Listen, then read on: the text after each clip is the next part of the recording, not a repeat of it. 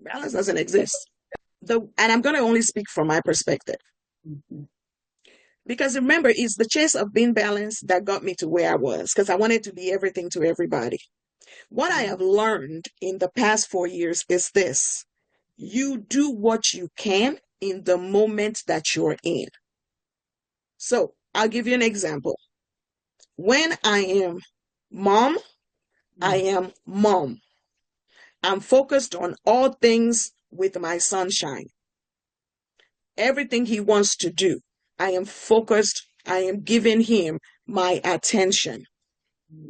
When I am wife, I am wife. I'm focused on the needs of my household and focused on the needs of my husband. When I am daughter, I am that too. So it's, for me, balance is being present in the moment that you're in. Because you see, as women, we have the tendency to want to be everything all at once. That only leads to burnout.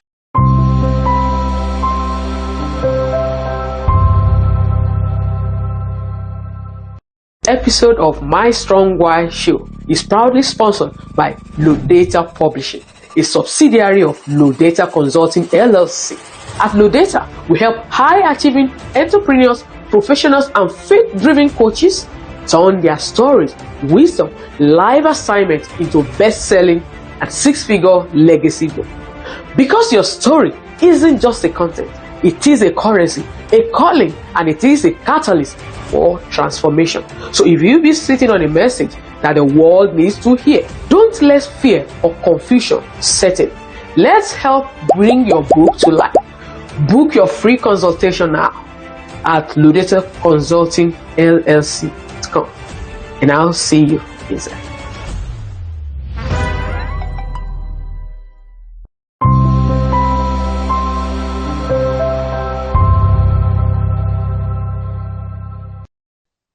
Hello, friends. Welcome to My Strong Why Show. As you all know, this is a space where purpose meets power, faith, and where faith fuels legacy. In this podcast, we unveil the why behind Africans in diasporas and beyond. And today, I'm not alone. I'm so honored to sit with amazing Dr. Kemi Popoola, a woman whose life radiates grace, gratitude, and leadership. She's a certified life coach, a published author, more than once, by the way, and she is a host of the GRACEfully Growing Podcast.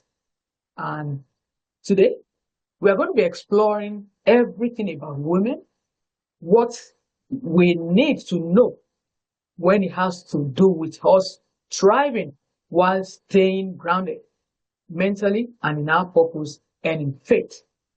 And so if you are ready, I want you to grab a cup of coffee, then send a link to a friend, and let's unravel today's edition together. Hi, Dr. Kemi. How are you doing today? Good afternoon. I am great. I'm fantastic. Awesome. I can see all over you. By the way, how is the weather over there? It's warm. It's warm. It's a great day to be out there, walking or doing something outside in the garden or something. Yeah, I love that. Here we have a mix up. In the early morning like this, it's so cold, and we just like Hmm. between fall and what we're not complaining. It's good. It's good. Hmm. Yeah, so I'm going to first ask.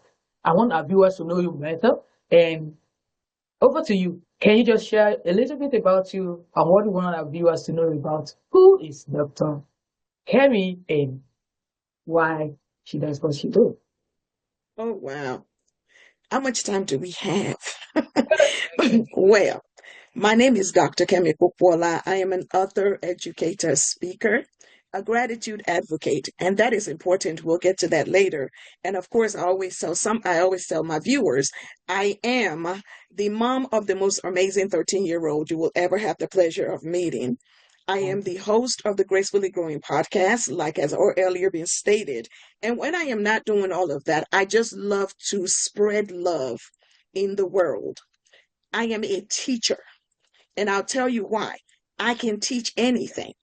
The way my mind is set up is if I know it, then the whole world I have to share it with the whole world. And that is why I say I am a teacher.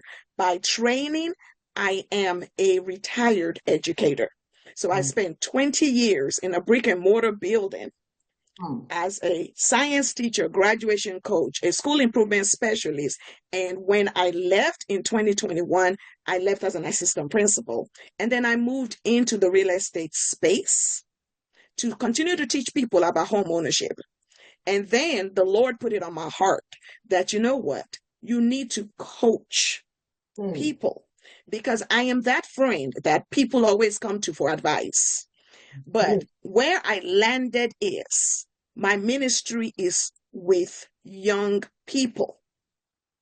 Yes, I help adults, but my ministry truly, where my heart is with young people, helping young people thrive in this wild thing we called life as it is. Mm. Wow. That's so instructive.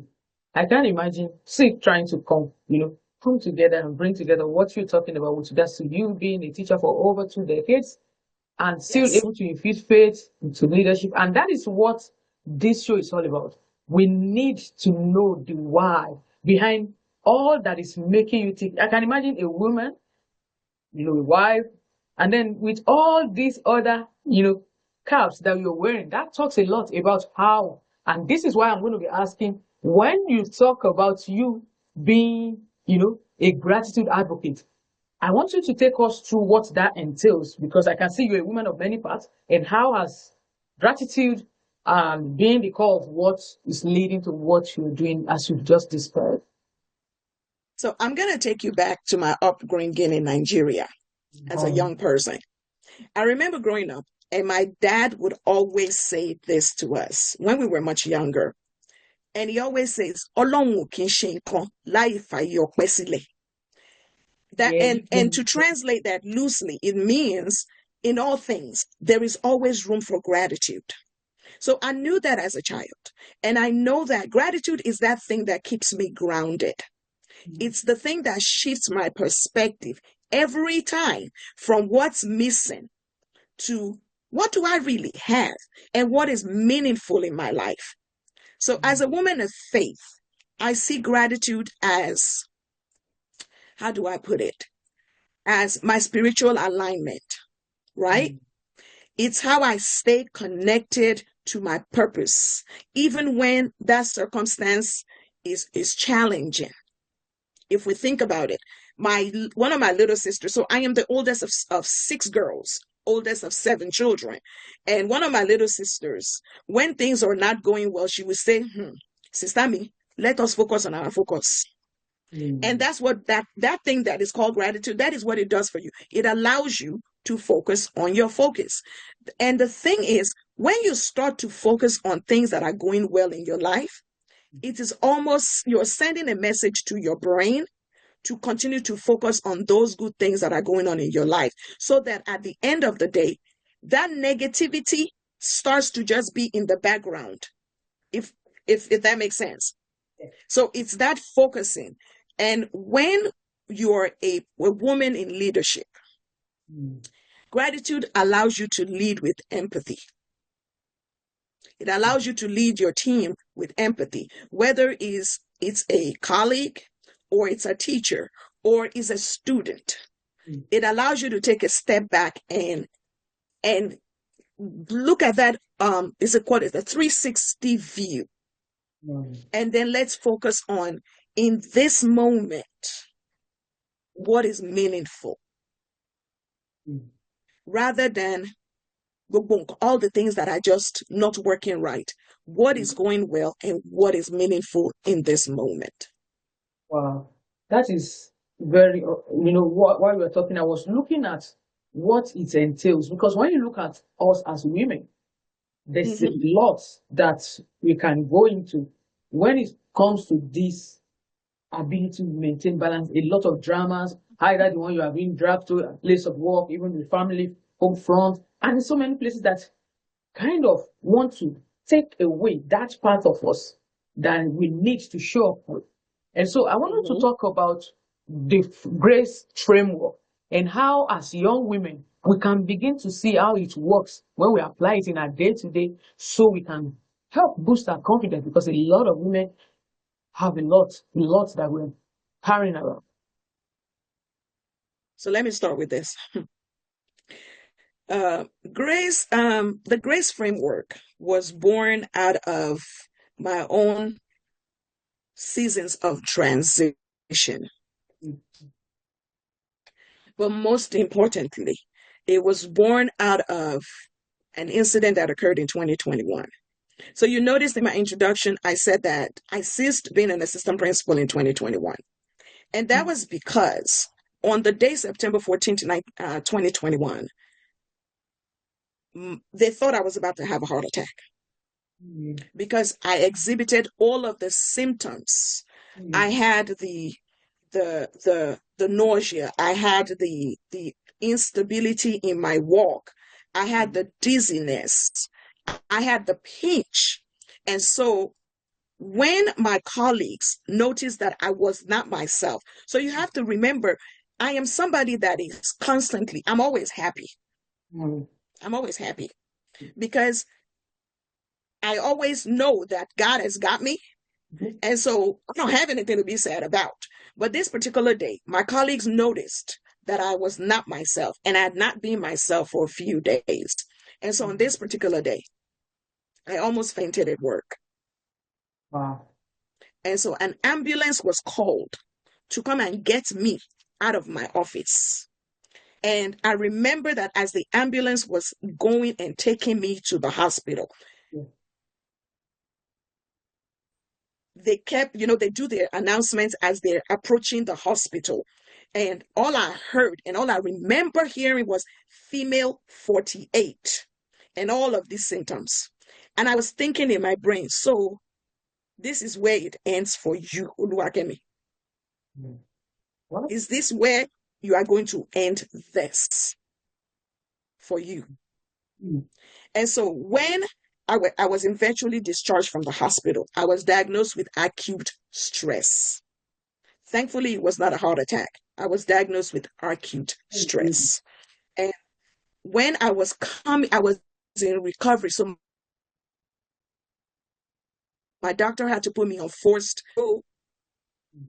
because I just felt they need me at work now. They can't do anything without me at work. So I must be there. And my doctor said, look, you are the only mother your child has. And you are just 48 years old. So if you want to make it to 50, you take this 3-month break. Unwillingly, reluctantly, I went on a 3-month medical leave. And it was while I was in that 3-month medical leave that I remembered there is always room to be grateful. And so every day, my sister, I don't even want to talk about the fact that every day for 3 weeks, I cried every day because I had so much deep-seated stress. And my tears was not that I was hurting. My tears were about, how did we get here? And I started to remember to myself, you are like, I started to say, you are an accomplished woman. You have a doctorate. You've risen to the top of a career. How did we get to this point? How did we get here? So I had to pause. And every day, my sister, what I started to do was remember, there is always room for gratitude. And so I started first with gratitude. And every day when I was able to get out of bed, and which was a struggle, I would say, God, I thank you that I'm able to get out of bed today. And then in that gratitude came my reflection. How did you get here? What part did I play in getting here? Forget about stress of work. Forget about the stress of my boss did what not, and whatever. How did you, what part did you play in this for you to get here? And then I started to look in the mirror every single day and tell myself who I am. That's where that affirmation came in, to remind myself. I first started with, you know what? You are God's child, number one. And nobody can take away what God has put inside of you. Right? And then came my connections, the people that I started to talk to. One of them was my best girlfriend. We would always support each other. And she would call me. And then my auntie, and let me just mention my auntie for a brief moment, because she was the person that received the phone call to say I'm on my way to the hospital, because my husband at the time was in Nigeria visiting his mom. So it was just me and my sunshine. Right? So my circle of people that supported me and connected me. I promise you, my sister, how my car got home that day, I don't know, because they are taking me in the ambulance. My auntie made sure that my car got home. My auntie made sure that my son was picked up from school. Part of my community and connection is my son's best friend's mom. She picked up my son that day and kept my son until I was discharged from the hospital and brought my son home. And then finally, I started to think, Kemi, you have been very unkind to yourself. That's where that empathy comes in, that I've been unkind to myself. I had let all the negative thoughts in my brain drive me to this point. And I started to think, I don't need to be perfect. I just have to make progress every single day. And that's how we got here. Oh my God. Wow, so touching. Thank God for those community of people that you have around you. You know, most times, when in our down moments, when in our low moments, that is where we're able to come in terms to appreciate the circle of people that God has brought into our lives. Because everybody we have around us, they have a role. And that is so thankful and thoughtful. I want you to still talk about, when we look at the complexity that surrounds us as women, that issue of balance, because I want to pick it from where you stop, with regards to being an achiever, somebody who has rose to this, to the position of a vice, assistant principal in a school. And now looking to how every woman out there needs to prioritize the importance of balance with regards to being in leadership, being a parent, and still want to fulfill purpose. And I'm seeing you now being able to do all these three, and it's so glaring. And I still want you to talk more about what are those things that you've learned that will be very, instrumental to how women, as women, we can bring about that balance. And so we don't just fall off our life in the prime of our youth. Balance. There's no such thing. Balance doesn't exist. Tell us more about that. Balance doesn't exist. And I'm going to only speak from my perspective. Because remember, it's the chase of being balanced that got me to where I was, because I wanted to be everything to everybody. What I have learned in the past 4 years is this: you do what you can in the moment that you're in. So I'll give you an example.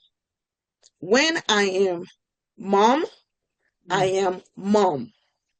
I'm focused on all things with my sunshine. Everything he wants to do, I am focused. I am giving him my attention. When I am wife, I am wife. I'm focused on the needs of my household and focused on the needs of my husband. When I am daughter, I am that too. So for me, balance is being present in the moment that you're in. Because you see, as women, we have the tendency to want to be everything all at once. That only leads to burnout. It leads to burnout.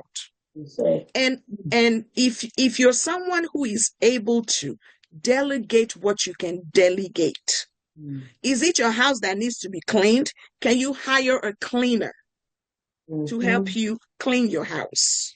Is it the cooking? Hire. In Nigeria, we say, we call you right? Order the food. Pack it up in the freezer. I would do bulk cooking. Before my parents, so my parents now live with us. Before my mom and my dad moved in with us, I would bulk cook and I would put in the refrigerator. Well, I am blessed now that I don't have to do that anymore because my mother loves to cook. Right? My mom loves to cook. In fact, they don't even let me inside my own kitchen any longer. But the whole thing about balance is it doesn't exist. It really does not exist. For me, what I have had to do is focus where I am. So if today I am tidying up the house or I am folding clothes, I am focused on that task. Then don't forget, as a woman, take care of yourself. Take care of yourself. That self-care is important. As big at my big age, I would take a nap in a heartbeat. Even if it's for 30 minutes, I would lay down and I would rest. Because trying to chase balance, my sister, it can't work. I think I love what you just said, that there is not that misconception about balance. So, and that is the ability to compartmentalize our different phases in our journey as women, and the ability to say no. Because, like you rightly said, you want to talk about that? Because yes, women, I just can't imagine. No is a complete sentence. I say no, and I don't owe anybody an explanation. And I think that the ability to say no and mean your no also comes with getting older. So the things that I would do in my 30s or in my 40s, I decided as a 50-something-year-old woman, I cannot, there's no giddy fussy, action. I can't kill myself. So the ability, like no is a full sentence, and setting boundaries with people helps with that no. You got to also set boundaries because in the whole balance of the balance, you have to learn how to set boundaries and mean your boundaries. Because as Yoruba women that we both are, it's very easy for one auntie, one uncle, because I am your auntie, I am your uncle, do you want to do this one? And then people would love to guilt you into things. Me? My dear sister, you cannot guilt me into anything. I was going to talk into that, the cultural perspective that surrounds that part of you still wanting to be true to yourself and still be polite and not in any way feeling apologetic for your decision to say no. A lot of women struggle with that part.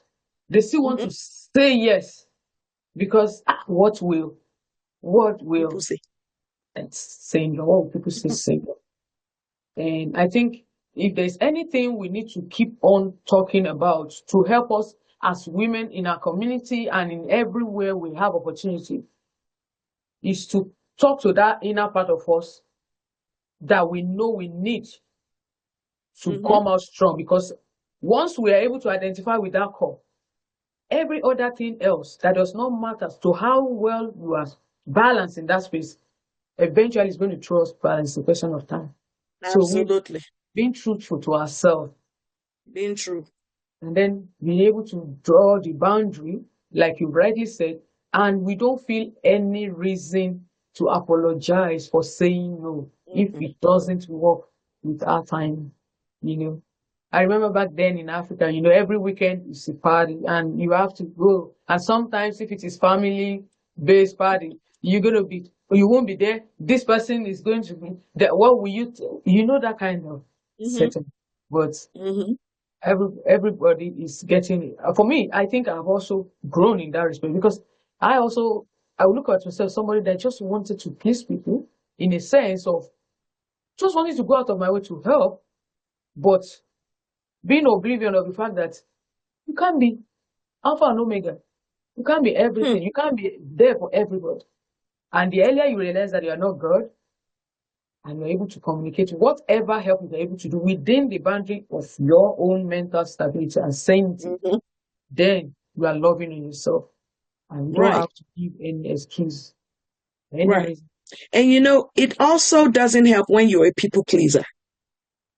Keep to So that. that's another habit A that lot I of had people to at home break. needs to. Being a people pleaser, I had to stop How being were a you able people to? pleaser. Hmm. Oh, how was I able to stop being a people pleaser? By learning how to say no Awesome. and not feeling guilty about it. That's how you stop learning how to be a people pleaser. Yes. I think I can remember something when there was a time I was with a coach, and the coach was telling me, whenever people ask you any question, don't quickly give an answer. Tell them, oh, I see. Let me get back to you in a few days. So Hmm. you are not going to committing yourself to. So eventually, if you have not on a spontaneous basis where you've already give, oh yes, I'm free. Let me check my calendar and get back to you. So hold on, I'll get back to you you know, Absolutely. that way you are able to pause, think and process what you are trying to commit yourself into and Hmm. not just getting yourself to say yes when you actually will have said no. Absolutely. I love that. I love that. So I know in your framework, you talk about being an author not once, twice. So let's just talk a little bit about some of your work and your book, Synergy in Action. I want you to talk about that because as women, we need community and there's a lot Oh my that we cannot goodness. do on our own.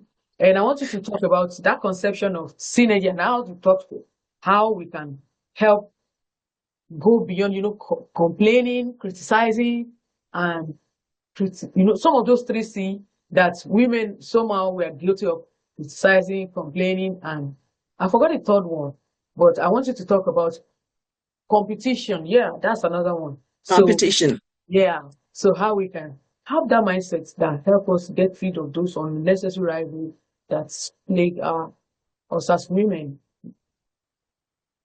So how do I put it? When was the book True published? synergy. Yeah. When was your book? So true synergy comes with self-awareness Mm, and your shared vision with your organization. mm, And we as women, we create that synergy through collaboration, not competition. mm, And also it's in knowing who's in your organization. So in the book Synergy in Action, I explored 6 personality types. So you need to know who's in your organization. mm, Do you have an innovative thinker? These are your creatives, the people that will think outside the box for you. mm, Or do you have a detailed oriented person? This is the person that then takes the out of the box idea and help you put some detail to it so that it now becomes cohesive. Do you have your empathetic communicator? This is the person that wants to take care of everybody, wants to be sympathetic to the needs of your team. mm, Or do you have a strategic planner? So your strategic planner is your person that is your goal oriented person that looks at the goal. That's the person that will put up the goal in the boardroom or in the common area or on the board and says, and yet, look, people, this is our goal. This mm, is the goal that we are working towards. mm. So therefore, that person helps us all to focus on Okay. that goal. Or do you have a dynamic executor? Your Mm, dynamic executor is that person that looks at the goal on the board and helps you to put your action steps in place mm, and focuses the group on here are the actions that we need to take. And then the sixth person is your collaborative integrator. They're the mm, people that bring all Put it together. everybody together And Okay. here is the thing. We Mm. need people that have these personality traits in our organization. And as a Mm. leader, you should not feel threatened by those people in your organization because that's how we move the organization Oh, forward. oh. And you celebrate them Mm. because you see, in competitive spaces, especially as women, it's easy to think that somebody else's success somehow subtracts from yours. Mm. But in reality, it's looking at the multitude of possibilities Mm. of where you can take your organization when you recognize everybody's gifts and talent.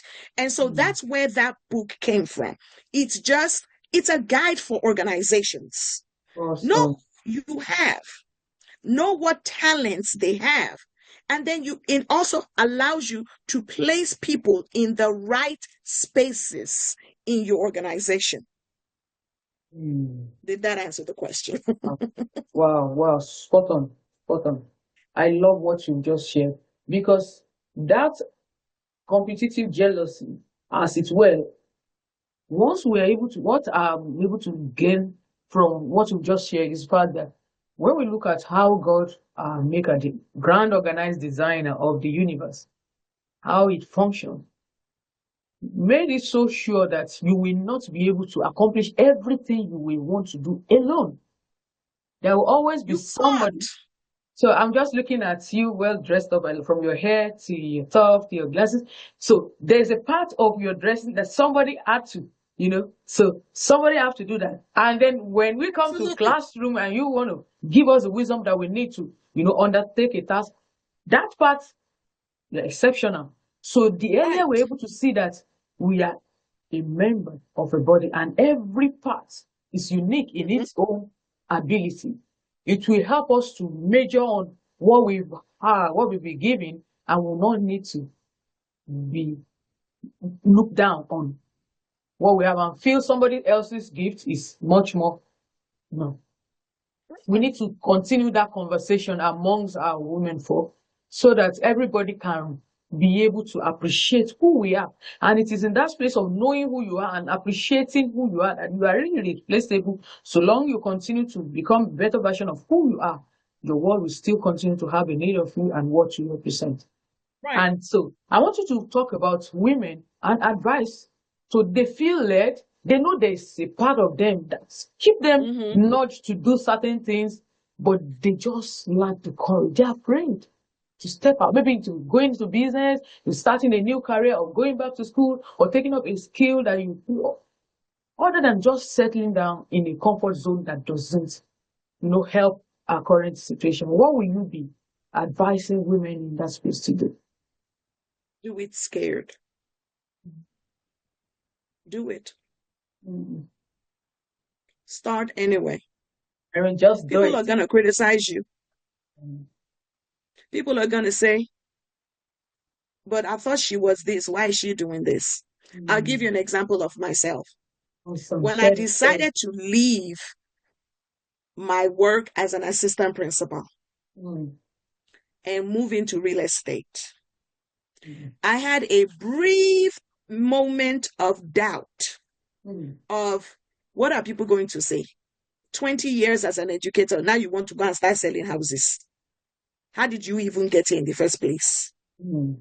Wow. But here is my thought, and this is what I always tell everybody. No one is helping you pay your bills but you. Yes. So get out there, do it scared. Yeah. Everything it starts with some level of uncertainty because you don't know what's going to happen when you do it. And then here is my thought. There is somebody that is waiting for that thing that you want to start. Oh, oh, And talk then about here that. you are sitting down here and letting Mm. fear, because it's all it is fear, letting fear hold you back. Mm. When I decided to start a podcast, my whole thing was, who wants to hear what I have to say? Mm. And I started putting out, I think I put out my first 10 episodes. And because I wasn't getting feedback from people, like people were not engaging, I just said, Ewa, oda be ni pe owo yi o fe ta mo.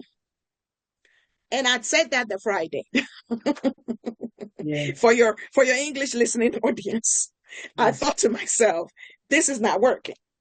Yeah. And then that Sunday, one of my former students was Mm. graduating from college, and her mom invited me to her graduation. Mm. And when I went to the graduation, I got there, and my former principal, the person that hired me for my first assistant principal job, Yeah. she was there, and Wow. she calls me P. She always calls me P. P. Oh my God, I just love your message every single morning.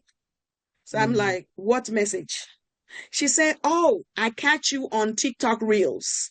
So I look forward to your message as I'm getting dressed for work every single morning. Mm. I said, oh, so people are watching this and they're just not talking to me about it. Mm. And that's when I decided, okay, so if she's watching me and she's not giving me feedback, there are probably thousands of other people that are watching me and that need my message. And so ever so once in a while, I get people who text me and say, you know what, sis, that message, that Mm. was a powerful message. And then I realize, and I had to remind myself, somebody's message is in your mouth and you have refused to deliver it to them. So Mm. keep going, keep going. So I go back and I say, do it scared. Begin where you are with what you have. Mm. Don't wait for perfection. Take messy actions.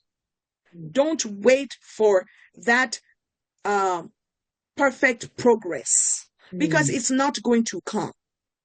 As I coach, because I'm also a publishing coach, I tell my young authors, Mm. messy action beats perfect in action.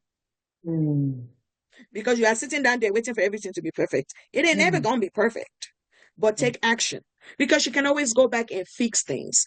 When people see my very first episode of my podcast and you see episode 32 that I just published, or is it 31?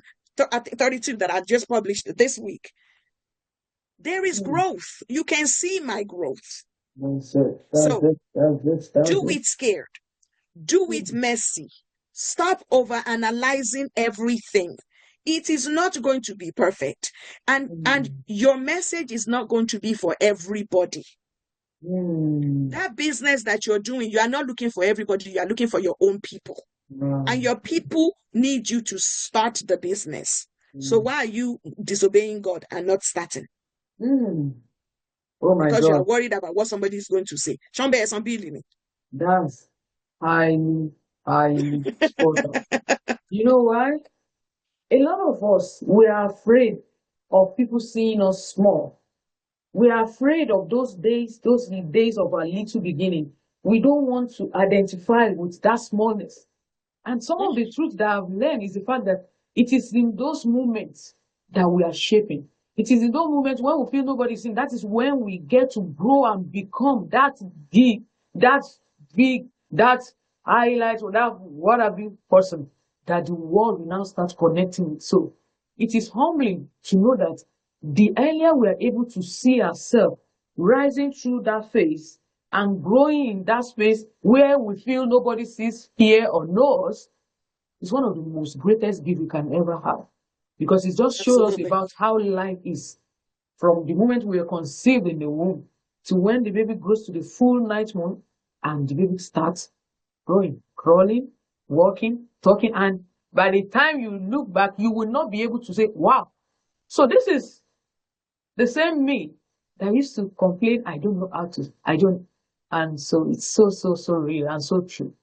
May God continue to help us to keep Amen. going through those phases because eventually, according to the law of time, the seed time, and when the harvest is sure, then our world is bound to hear and listen. Amen. That's Thank you right. for thank you for sharing that. By the way, I have read a lot about some of your posting both on IG, and I see you describe your sunshine, your sunshine. So I wanted to talk about that, why, and give us a little insight into why the name, the sunshine, and the purpose behind what you do in helping to raise graceful and wholesome children in our world today. What are you? So, my sunshine. So I call him my sunshine because he really is truly the light of our world. He's a rainbow baby. He is the one that God sent to us after 3 miscarriages. So he truly, truly is our reason why we do things. He is God's promise in human form. And we teach him gratitude.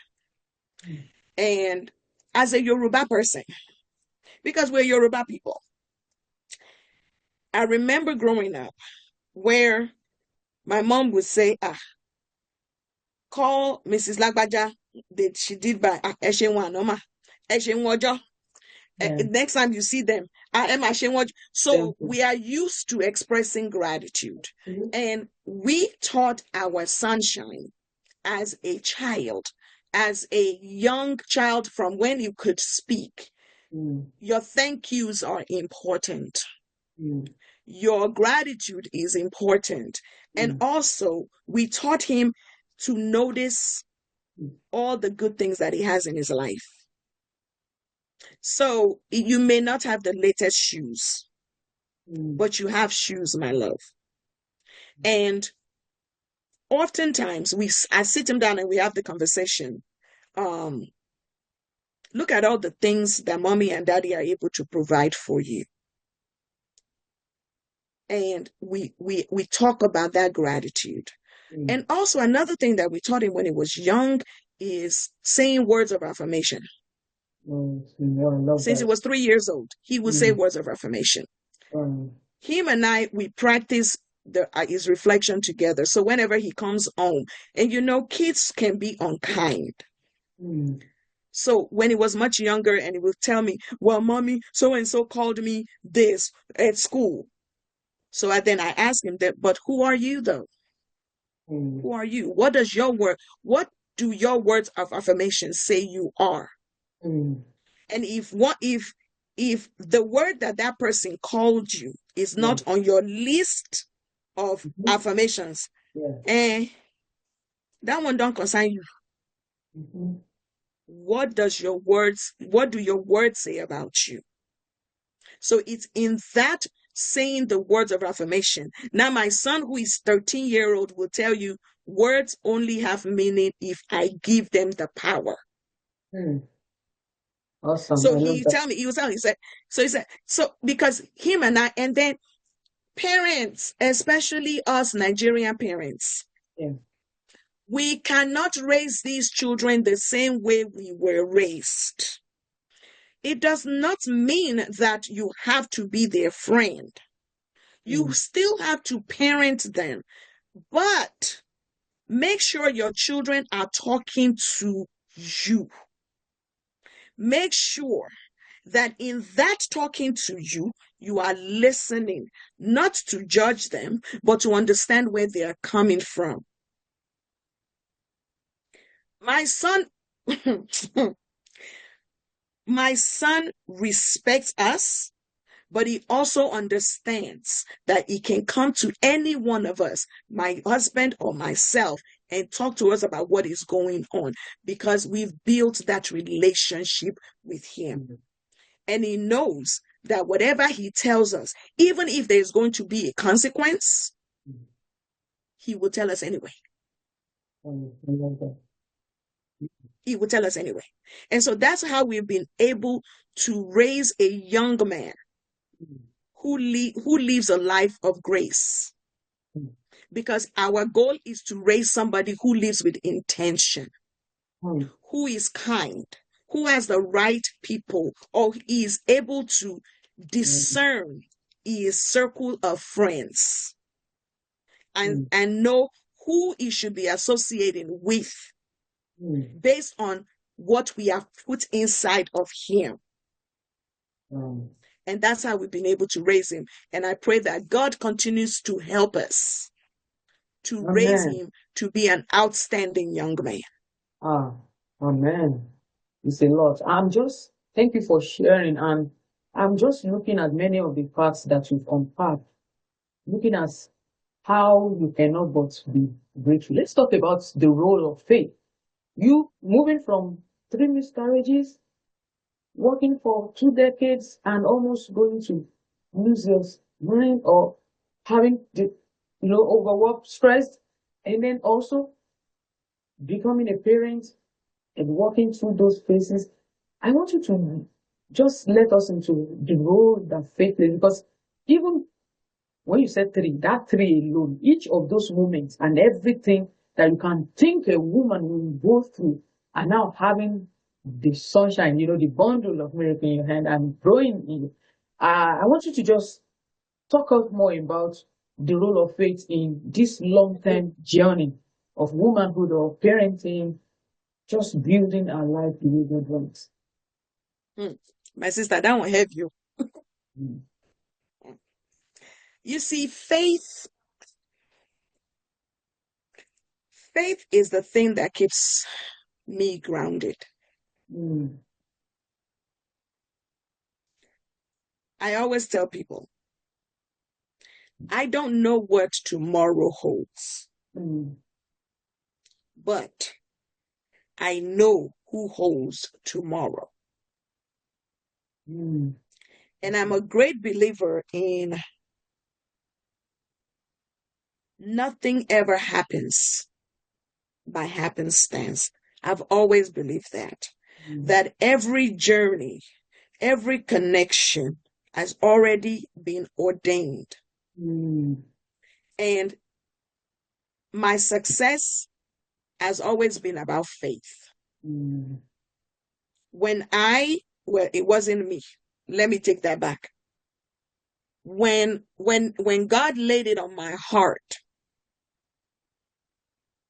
to go and teach, because let me tell you, when I was growing up, because of how brilliant I was, sure, in Nigeria, you're either a doctor, a lawyer, or an engineer. So I set out to come to America to become a medical doctor. Mm. I ended up as a teacher Mm. because someone saw me substitute teach for a program that was going on at the university campus at the time. And the person said, you need to go and become a teacher, Kemi. And I said, me, lie. But this person said, no, you'll be really good at it. So I said to myself, well, while I'm waiting to get into medical school, let me go and teach. And that's how I started. That's how I became a teacher. That's a story for a whole nother day. But but you need to understand that in doing all of that, faith was the foundation of everything that I did. I am one person that I take everything to God. Everything. And I always would hand everything to God because I have so much faith in what He and only He can do. So when people say what God cannot do does not exist, I truly, truly believe that. I truly believe that. I live it. Faith is that thing that keeps me centered. Because I know at the end of the day, God always got me. He always has my back. And He hasn't failed me yet. And I know He's not going to ever fail me. So it is what keeps me grounded as I build this legacy. As I leave these words and these actions on earth. And I remind myself every day that I live my life, if this is my last moment on earth, what legacy am I leaving behind? As much as we don't want to think What are people going to say about us? We also have to remember that we are leaving legacies for our children and our children's children, who are going to be the beneficiaries of our work. I'll give you an example. I was at my son's school. I'm very active in my son's school. Very, very active. I was there for a meeting. And when I left, there was a lady. She said, "Are you Dr. Popoola?" I mean, she couldn't quite say my name correctly. She's an American. I said, yes. She said, "They call you Dr. P?" I said, "Yes." She said, "Oh, you don't remember me, do you?" I said, "No, ma'am, I don't remember you." She said, "Well, I just want to thank you again." I said, "So what did I do?" She said, "You helped me with my daughter's schedule when you were an assistant principal." Legacy. And now she works at my son's school. Amazing. Can you imagine? We are all but like everywhere you go, you leave footprints of yourself. Yeah. What type of footprint are you leaving behind? I haven't been an assistant principal in 4 years. But my sister, let me tell you something. I can call any one of the teachers I used to work with today, and they will answer my call. And that was because I led them with grace. I was never above any job as an assistant principal. If my teacher came into me and said, "Dr. Popoola, can you please go and make copies for me? I forgot to make copies to get ready for class today." I promise you, I have done it. I will go and make those copies for the teacher, because I understood that my role as an assistant principal was to support and grow my teachers. And so as we come back to faith, it's in believing that it's going to happen, even though you don't see the results yet. Just knowing that it's going to happen, and that you know that the one who holds the heaven and the earth got you. Wow. I know we cannot do justice to this episode only for this first time.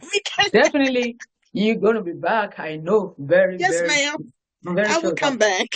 Because when we talk about even your role and your space in mentorship, Gen Z and youth, some of this legacy you mentioned, we still need to hear more on what aspect, as parents, especially Nigerian community, the aspirant communities, some of those things that you have seen that have worked, that we need to start adopting in helping to raise a wholesome community of our young ones as they come up.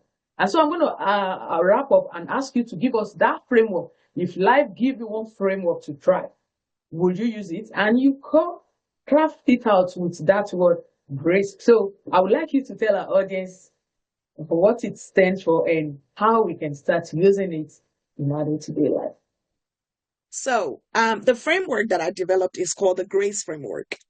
And the G stands for gratitude. Gratitude is that thing that says you want to focus on all the things that are going well in your life.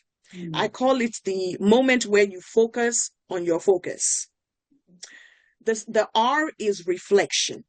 Reflection simply means you are taking hold of your part of the mess.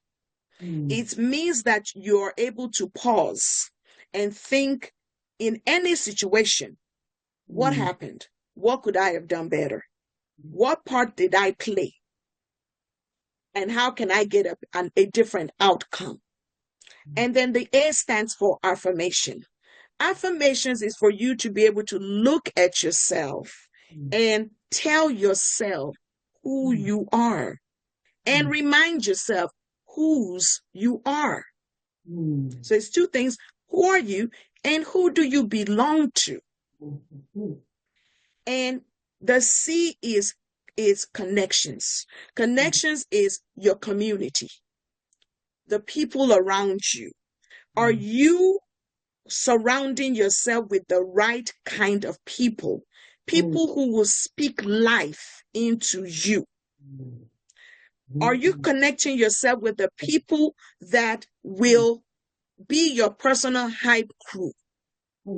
Because oftentimes people, you're in communities where you tell them you want to do something and they will tell you, it can't work. Then those kind of people do not need access to you. They don't even need to know what you are planning. So you move in silence around those types of people. And then the E stands for empathy. Empathy is simply being kind to first yourself. Then extend that kindness to people around you. As humans, we have a tendency to want to let negativity win because we are stuck in our head with that negative self-talk. That is, empathy is you flipping that negative self-talk with some positive self-talk and showing yourself kindness. Extend that kindness to other people. Empathy also helps you to see where somebody else is coming from, even if you don't agree with them, but you see where they're coming from. It doesn't mean you let people walk all over you. It just means you're like, you know what? You are probably going through something right now, and that has nothing to do with me, but I will extend you grace while you are in the struggle. I will not take disrespect from you, but I will extend you grace. So that's what the gratitude framework is all about. And we look at everything teen related and we feed it through the GRACE framework and provide our teens with tips and tricks to be able to navigate through life. Definitely going to be back on that framework as touching the young ones. I'm telling you, because I can relate when we talk about hurting people hurt and people that have that grace to extend, you can be able to see that there's something missing. And wow, thank you for sharing your why with us. You're welcome. Oh my God. Guys, if you enjoyed this episode, I would like to tell you to please like, subscribe if you are yet to, and share with another woman who is looking forward to walking in his or her purpose. Dr. Kemi, thank you very much for reminding us. You're absolutely welcome. And letting us know what gratitude is all about. It's not about just a feeling, that it's a strategy that is going to help inspire us in the path that will eventually lead to having grace to be able to receive what we have while moving ahead to see what is ahead. And friends, if you have enjoyed this episode, you know what we do here, that in My Strong Wife Show, this episode exists to spotlight purpose-driven women, men from the diaspora and an extension to the world at large who are making impact in faith, leadership, in health, and in everywhere they find themselves. And the mission is to help everyone else begin to live in our creative space and to begin to shape our culture and environment with the message and with the movement that can make our world a better place. And whether you've been thinking of writing a book or going on a podcast or engaging in any digital platform and you don't know why, I encourage you to please check www.Lodeta Publishing to know more about how you can begin your journey to using your voice and your story to change your environment. And Dr. Popoola, how can people connect with you? What to do? So you can find me on YouTube at the GRACEfully Growing Podcast. I am on Facebook as Kemi Popoola, and I am also on Instagram as Aya Popoola. Awesome. Definitely, I'm going to leave those details in the description. Guys, check her. And also on our books, details on how you can get a copy of those books that she authored. And I want you to also please follow her and check her out because you have so many amazing, wonderful, products and resources from our end, just like we have. And this is where we'll be stopping for today. See you next time with another amazing interview with another guest. And Sprite from here, thank you very much for coming, Doctor. Appreciate it. You're so welcome. Episode of My Strong Wife Show is proudly sponsored by Lodeta Publishing, a subsidiary of Lodeta Consulting LLC. At Lodeta, we help high-achieving entrepreneurs, professionals, and faith-driven coaches turn their stories, wisdom, life assignments into best-selling and six-figure legacy book. Because your story isn't just a content, it is a currency, a calling, and it is a catalyst for transformation. So if you be sitting on a message that the world needs to hear, don't let fear or confusion set in. Let's help bring your book to life. Book your free consultation now at Lodeta Consulting LLC.com, and I'll see you inside.